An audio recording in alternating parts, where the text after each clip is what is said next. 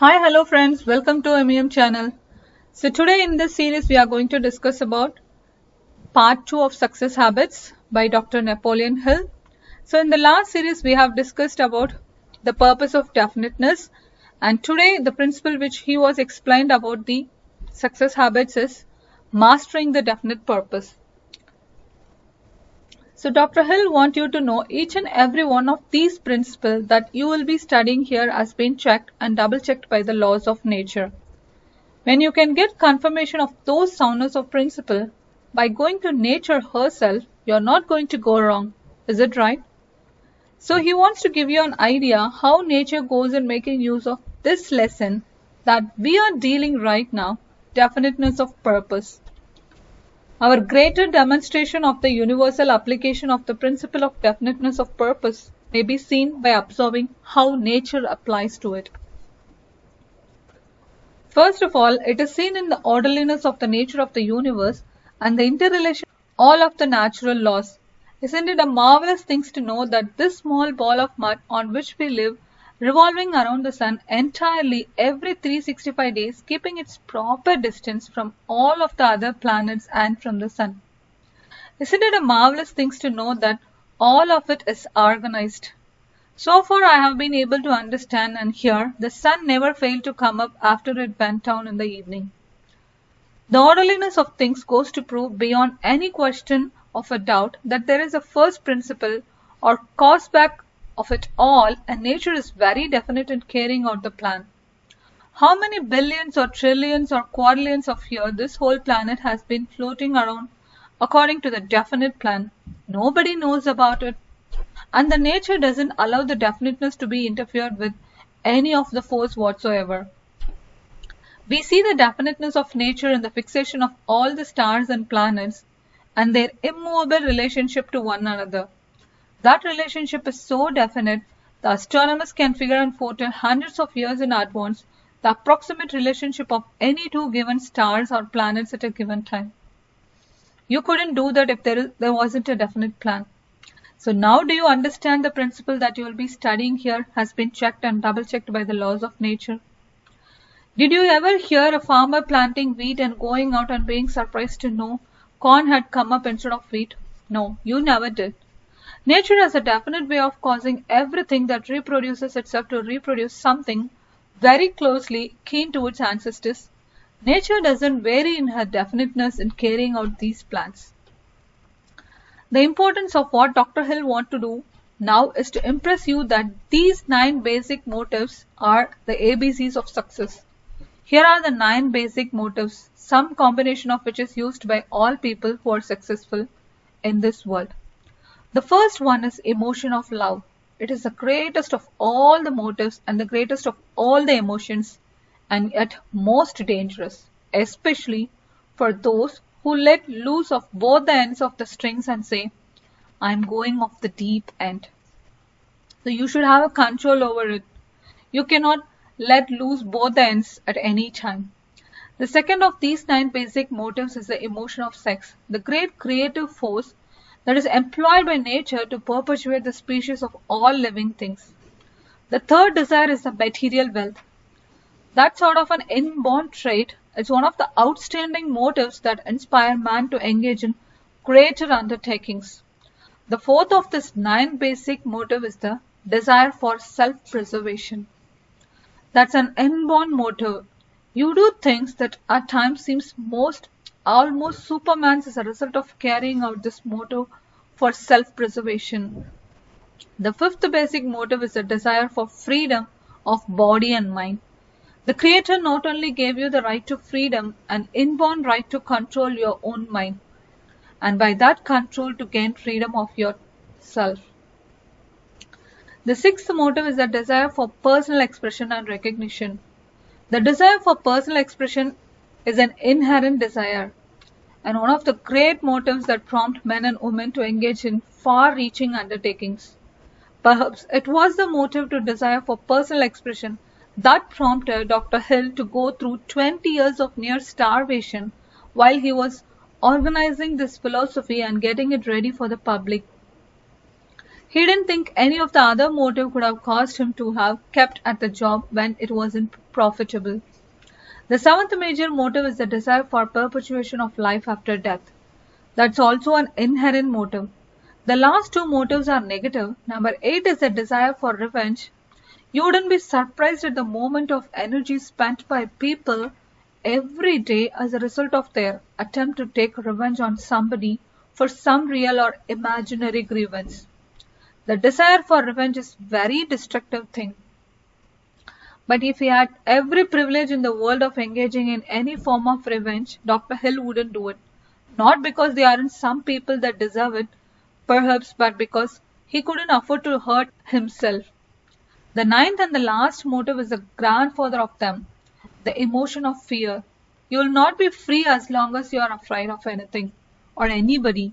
You have got to become free in your own mind. If there is something that you fear, find out what you fear and get rid of that fear. The factor that enters into this business of definiteness of purpose is a great plan on purpose which you hold in your mind through repetition of thought is taken over by the subconscious section of the mind and acted upon through whatever natural and logical means that may be available. Dr. Hill wants each and every one of you to know and feel that there is a part of you to play. There is some person or group of people with whom you have to contact, to whom you have to start teaching this philosophy. You may not be the best teacher in the world, but make that your self-definite purpose that you are going to commence expounding the philosophy and passing it to other people who may need it. You will find that as you undertake to teach others, you will begin to get better grip on the philosophy yourself. That's a laws of nature too. Whatever you do to other person, you do it for yourself. When you do all the above, you master the definiteness of purpose. The third principle which we are going to discuss today is accurate thinking. They are not complicated, but I want you to know in advance. If you wish to become an accurate thinker instead of a snap judgment thinker, you have to have a technique. You have to follow a system and you have to stick to that particular system always. There are two major steps that you must take in accurate thinking, and here they are. The first one is you must separate facts or what you believe to be facts from fiction or hearsay evidence. That's the first thing you do. As you go along analyzing this subject, it would be very beneficial if you would compare these rules with your own method of thinking. Once you separate the fact from fiction or hearsay evidence, you have made the separation that you have thrown away all the hearsay evidence. You are dealing only with those things that you can prove. You separate those facts into two classes. One is called important and the other is called unimportant. Would you know how to go about distinguishing the differences between the important fact and unimportant fact? Any fact that can be used to an advantage in the attainment of your major purpose or any minor desire leading towards the attainment of your major purpose, that to you is an important fact, and all the other facts are relatively unimportant. And most of them are out and out worthless so far as you're concerned. Now if you will watch yourself in connection with your action throughout the day, you will be amazed by the number of unimportant facts that take up a lot of your time. Facts which no matter how you handle them or how you relate yourself to them, mean nothing to you except a waste of time. You not only got to learn only to separate the important facts from unimportant facts, but you have got to form a habit of devoting most of your time to important facts. That will bring you some definite, discernible benefit leading towards the object of your major purpose in life. Next, Dr. Hill wants to call your attention to the business of having opinions. Opinions usually are without value because they are typically based on bias, prejudice, intolerance, guesswork, or hearsay evidence. Most people have opinions about any and every subject that you might imagine, and the majority of those opinions are not worth anything at all because these are not arrived by the practical or scientific means. No opinion is safe unless based upon known facts, or at least what are believed to be the facts. No one should express an opinion at any time about anything without a reasonable assurance that is founded upon facts. Someone asked Dr. Hill long ago, what is his opinion on Korean War situation? He had several opinions, and all of them based upon what he had seen happens when the war was started. All his opinions based upon the true facts. So everyone, please do not express an opinion until and unless you have the known facts about it. And one of the things Dr. Hill wanted to discuss here is advice. Free advice volunteered by friends and acquaintances, usually not worthy of consideration. Anything in the world you get for nothing is exactly the price you pay for it. And that's particularly true for free advice. When Dr. Hill started to organize the world's first philosophy of individual achievement, it's true that eventually he had 500 of the most outstanding men of America who gave freely from their experience in order to help complete his philosophy. But all of those 500 combined were nothing in comparison with the free advice that he got from his immediate family. They mentioned its weakness and demotivated him a lot. But he didn't take that advice. Of course, he didn't have to take that. If he would have taken, he wouldn't be so successful. Accurate thinking and accurate thinkers permit no one to do their accurate thinking for them.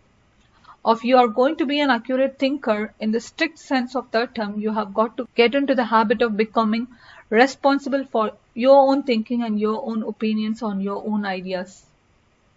It's also right to seek information from other people.